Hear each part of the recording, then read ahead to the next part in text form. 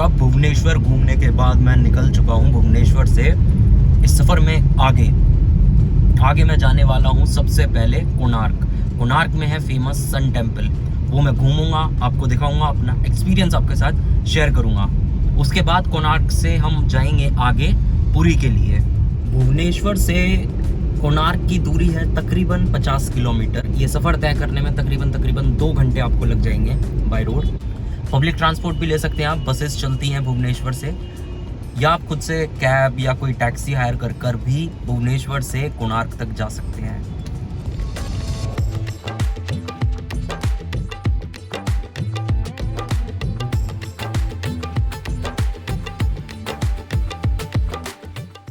भुवनेश्वर से जो कोणार्क का रास्ता है ये भी बहुत सुंदर है। मैंने आपको शुरुआत में बताया था कि ये जो राज्य है उड़ीसा, यहाँ पर हरा भरा राज्य है एक तो ये, और यहाँ के रास्ते बेहद सुंदर और शानदार हैं।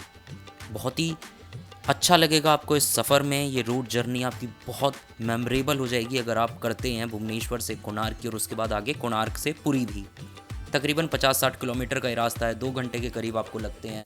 इस जर्नी के बारे में आपको और अच्छे से बताऊं तो सीधी सी बात ये है कि ये जो 50-60 किलोमीटर का आपका सफ़र रहने वाला है ये बहुत ही यादगार बन जाएगा। ज़िंदगी भर आप याद रखोगे इस सफ़र को, इतना कमाल का होने वाला है ये जो रास्ते हैं, और इस रास्ते पर प्रकृति का जो भरपूर मज़ा आपको मिलेगा ना, वो भूल नहीं पाओगे आप ज़िंदगी भर। चौड़ी सड़कें, हरियाली, ठंडी हवा, आसपास के गांव का नज़ारा बहुत ही कमाल का है। साथ ही मैं आपको बता दूं, इस सफ़र में आपको सुकून और ताजगी का एक अलग एहसास होता है, जिसकी वजह से कब में आप कोणार्क पहुंच जाओगे आपको पता भी नहीं लगेगा।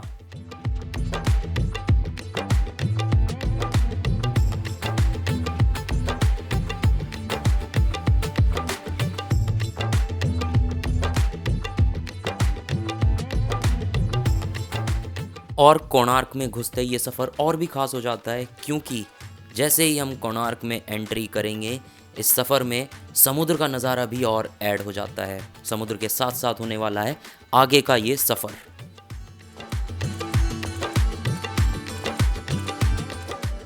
ये जो सड़क के दोनों साइड आपको रेत दिख रही है, हमें ये पता है कि उड़ीसा में जो तूफ़ान है वो बहुत आते हैं, और जब यहाँ पर तूफ़ान आता है तो ये जो रेत है पूरी की पूरी मेन सड़क पर आ जाती है। फिर इसको साफ़ करना पड़ता है, रास्ता साफ़ होता है, उसी के बाद यहाँ से गाड़ियाँ निकल पाती हैं। जब तूफ़ान ज़्यादा होता है तो कई बार इन रास्तों को बंद भी करना पड़ जाता है। राइट हैंड साइड पर समुद्र है, ये जो आप देख पा रहे होंगे स्क्रीन पर। उसके बाद है बीच के बाद ये रेत का जो टीले दिख रहे हैं आपको, ये हैं, और दोनों साइड ऐसा नज़ारा आपको देखने को मिलेगा। और फाइनली मैं पहुंच गया हूं अपनी डेस्टिनेशन पर। ये जो आपको नज़ारे दिख रहे हैं ये मंदिर के बाहर मेन रोड के हैं, जो सन टेम्पल है उसी के बाहर मेन रोड।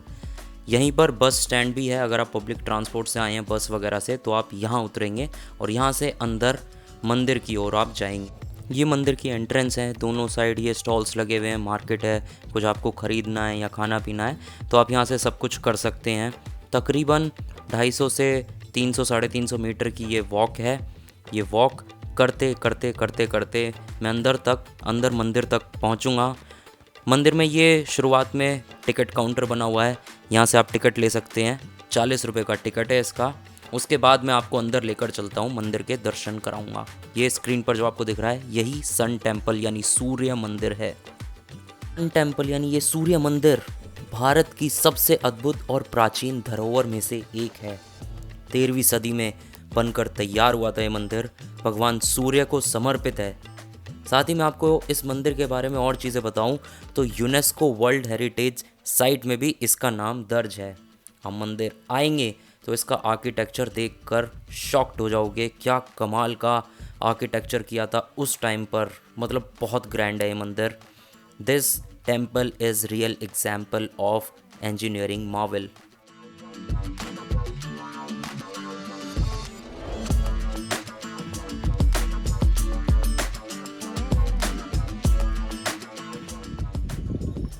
मैं इस वक्त मौजूद हूँ कोणार्क में सन टेम्पल पर।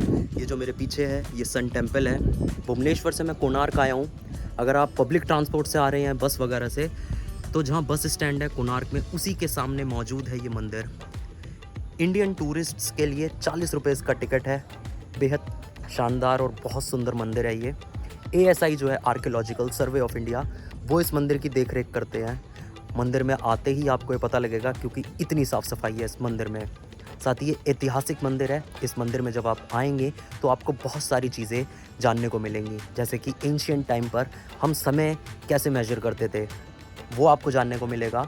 जो सूरज की किरण होती थी उसके थ्रू जब आप मंदिर में आएंगे तो अगर आप गाइड करते हैं वो आपको हर चीज़ विस्तार से तरीके से बताएंगे इस मंदिर के बारे में। आर्कियोलॉजिकल सर्वे ऑफ इंडिया वो इसकी देखरेख करते हैं। इस मंदिर में हमारे इतिहास को, संस्कृति को संजो कर रखा गया है। इस मंदिर में जब आएंगे तो आप दीवारों पर जगह जगह अलग अलग तरह की मूर्तियाँ देखेंगे। ये नक्काशी, ये ऐसे ही नहीं है, ये सनातन धर्म को बहुत अच्छे से विस्तार पूर्वक समझाती हैं। जैसे कि कोई मूर्ति है वो बताएगी दिनचर्या में हमारी क्या क्या एक्टिविटीज़ होती हैं, या फिर सपोज़ सास बहू की जो लड़ाई है वो भी दर्शाती है। ये जो वो प्यारी सी नोक झोंक होती है, बहुत ही महत्वपूर्ण है। सनातन धर्म को ये अच्छे से दर्शाती है। कोणार्क सन टेम्पल घूमने के बाद मैं कोणार्क से निकल चुका हूँ। मैं जा रहा हूँ अब पुरी। कोणार्क से पुरी का जो रास्ता है बेहद शानदार और बहुत खूबसूरत है। समुद्र किनारे है ये पूरा रास्ता। शानदार नज़ारे देखने को मिलेंगे इस रास्ते में। रास्ते में रुककर अगर आपको सी बीच देखना है वो भी कर सकते हैं। बेहद शानदार है ये रास्ता, ये सफ़र। कोणार्क से जब आप पुरी के लिए निकलेंगे तो रास्ते में जहाँ समुद्र का ये बीच पड़ता है वहाँ एक जगह, एक स्पॉट पड़ता है जहाँ पर आप बोटिंग भी कर सकते हैं। टिकट प्राइस वगैरह सब कुछ आप वहाँ बोर्ड पर देख सकते हैं और वहाँ बोटिंग कर सकते हैं। उसके बाद अब हम आ गए हैं पुरी में। ये पुरी की एंट्री है। इन रास्तों से होकर मैं अंदर पुरी शहर में घुसूँगा। पुरी में जहाँ मैंने होटल लिया है वो समुद्र किनारे, मतलब सी का जो व्यू है वो होटल से होगा।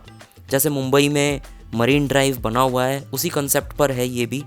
ये जो आप स्क्रीन पर इस वक्त रास्ता देख रहे हैं, लेफ़्ट हैंड साइड पर समुद्र है और राइट हैंड साइड पर ये होटल्स बने हुए हैं। यहीं पर आप कोई भी प्रॉपर्टी ले सकते हैं। अच्छी साफ़ सुथरी प्रॉपर्टी आपको यहाँ मिलेगी। यहाँ पर आप अच्छा स्टे कर सकते हैं। नज़ारा कमाल का होगा। सी व्यू वाला होटल रूम आपको मिल जाएगा बहुत ही ईजीली। सुबह सुबह मैं अपने होटल से निकल चुका हूँ श्री जगन्नाथ जी के दर्शन करने के लिए। जहाँ पर ये जगन्नाथ जी का मंदिर है, ये रास्ता बहुत बड़ा है, आप देख रहे होंगे। इसी रास्ते से रथ यात्रा भी निकलती है, मगर जहाँ मंदिर है मंदिर तक कोई भी व्हीकल नहीं जाता है। ई रिक्शाएँ और इस तरह की रिक्शाएँ चलती हैं जो आपको मंदिर तक लेकर जाएंगे। मंदिर के अंदर फ़ोन या कोई भी कैमरा वगैरह अलाउड नहीं है, वो सब आपको बाहर जमा करना पड़ेगा। अब मैं जाऊँगा अंदर मंदिर के दर्शन करने और आपके साथ अपना एक्सपीरियंस शेयर करूँगा। जहाँ पर पूरी जगन्नाथ जी का मंदिर है वहाँ पर मंदिर से पहले मार्केट पड़ती है। एक कमाल की चीज़ जो मुझे लगी यहाँ आकर ना, ये जो जितनी भी सारी दुकानें या यहाँ पर कोई धर्मशाला या होटल्स वगैरह भी है ना, ये देखिए सब कुछ एक ही थीम पर बने हुए हैं।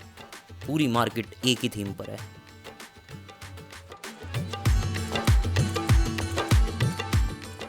और अब श्री जगन्नाथ जी का ये रहस्यमयी मंदिर, जी हाँ, क्योंकि जितना प्राचीन और विशाल ये मंदिर है ना उतना ही रहस्यमयी भी है ये मंदिर।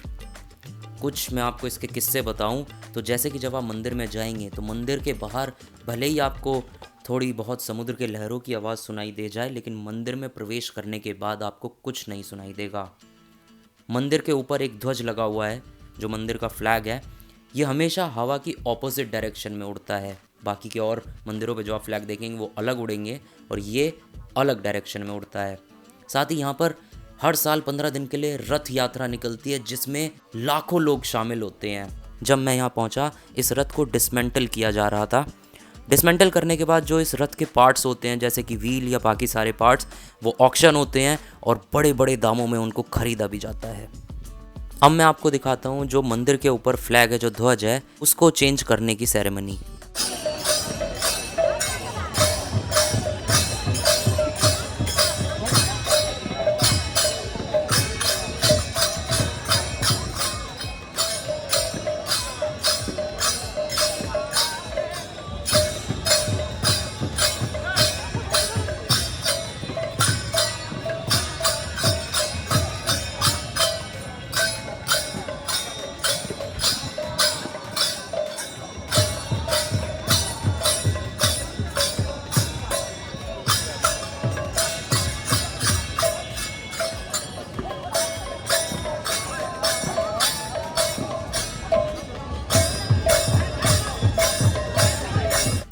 ये जो फ्लैग चेंज करने की सेरेमनी है, ये डेली शाम को 5 से 6 बजे के बीच में होती है। 1 घंटा इसमें लगता है। बहुत सारे लोग शामिल होते हैं इसमें, ऊपर चढ़ते हैं और ये फ्लैग को चेंज किया जाता है।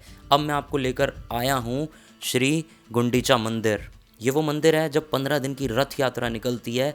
जगन्नाथ जी के मंदिर वाली रोड पर ही है, तकरीबन 800-900 मीटर की दूरी है इसकी। वो रथ यात्रा इस मंदिर तक निकलती है।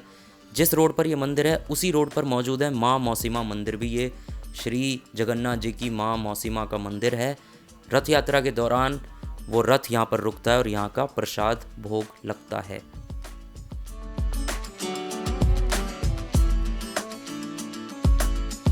इसके बाद आपको पुरी में और भी कहीं जाना है, यहाँ की मार्केट वगैरह एक्सप्लोर करनी है तो आप वो भी जा सकते हैं। साफ़ सुथरा शहर है ये, मार्केट भी अच्छी खासी है इसकी।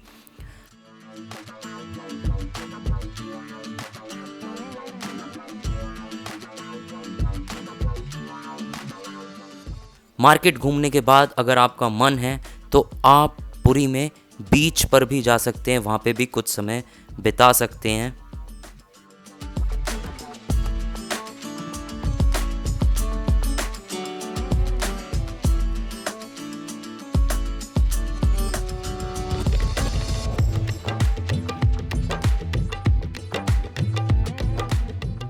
अब बात करें सफ़र की, आप इस सफ़र को कैसे प्लान करें। तो आप इस सफ़र को प्लान करने के लिए सबसे पहले आप भुवनेश्वर आइए। भुवनेश्वर में आने के बाद आप एक रात यहाँ बिताइए, या तो उसी दिन या फिर उसके अगले दिन अगर आपके पास समय है तो यहाँ का लिंगराज मंदिर है वो घूम लीजिए। लिंगराज मंदिर और आसपास में जो भी जगह है, शांति स्तूपा है या और भी जो जगह हैं, क्योंकि भुवनेश्वर में जगह जगह पर मंदिर है, यहाँ बहुत सारे मंदिर हैं। भुवनेश्वर को इसीलिए कहा जाता है टेम्पल सिटी ऑफ इंडिया। आप जहाँ जाएंगे, जिस गली में जाएंगे, हर दूसरी गली में आपको यहाँ एक मंदिर मिलेगा। भुवनेश्वर में मंदिर घूमने के बाद आप उसी दिन जा सकते हैं यहाँ से कोणार्क। कोणार्क की दूरी है यहाँ से तकरीबन 40 किलोमीटर। कोणार्क में सन टेम्पल और वहाँ पे बीच घूमने के बाद आप वहाँ से आगे जा सकते हैं पुरी। कोणार्क से पुरी की दूरी है तकरीबन 30 किलोमीटर। पुरी में जगन्नाथ जी का मंदिर है। पुरी में जगन्नाथ जी का मंदिर और बीच घूमने के बाद आप पुरी से वापस आइए भुवनेश्वर। भुवनेश्वर में आने के बाद आप जो जगह रह गई हैं, यहाँ की मार्केट या और भी कोई मंदिर आपका रहता है तो आप वो भी जा सकते हैं। उसके बाद अगर आपके पास समय है तो आप भुवनेश्वर से कटक भी जा सकते हैं। कटक में अगर घूमने की जगहों की बात करें तो कटक में एक मंदिर जा सकते हैं आप, साथ ही स्टेट म्यूज़ियम है वो जा सकते हैं आप। म्यूज़ियम ऑफ जस्टिस भी जा सकते हैं कटक में। उसके बाद कटक फोर्ट है, पूरा बिखरा हुआ सा है वो फोर्ट। अगर आपको देखना, अच्छी फ़ोटोज़ करानी है, आप वहाँ भी जा सकते हैं। उसके बाद आप वापस भुवनेश्वर आइए। बजट की बात करूं तो आपको भुवनेश्वर में अच्छा खासा साफ़ सुथरा होटल रूम मिल जाएगा तकरीबन 1500 से 2000 के बीच में, और इसी प्राइस में 2-2.5 हज़ार में आपको पुरी में भी मिल जाएगा। तो आप अपना सफ़र अगर प्लान कर रहे हैं तो सबसे पहले एक रात बिताइए भुवनेश्वर में, उसके बाद 2 रात बिता सकते हैं आप पुरी में। पुरी में जब आप रात बिता रहे हैं तो वहीं से आप कोणार्क में सन टेम्पल और पुरी में जो है जगन्नाथ जी का मंदिर घूमने के बाद अब वापस भुवनेश्वर आइए। भुवनेश्वर वापस आने के बाद अगर आपका मन है यहाँ पर एक रात बिताने का, या मंदिर कोई रह गया है, या आपको शॉपिंग करनी है, यहाँ की मार्केट जाना है, वो जा सकते हैं। तो मेरे अकॉर्डिंग 4 से 5 दिन में आप ये भुवनेश्वर, कोणार्क और पुरी का सफ़र अच्छे से तय कर लेंगे। उड़ीसा का जो गोल्डन ट्रायंगल है, जो भारत का गोल्डन ट्रायंगल है, वो आप घूम लेंगे। इसी के साथ एंड करते हैं इस सफ़र को यहीं पर, और मैं वादा करता हूँ आपसे फिर मिलने का एक नए सफ़र पर कुछ नए एपिसोड्स के साथ। और जाने से पहले be good, be brave and always fight your fear.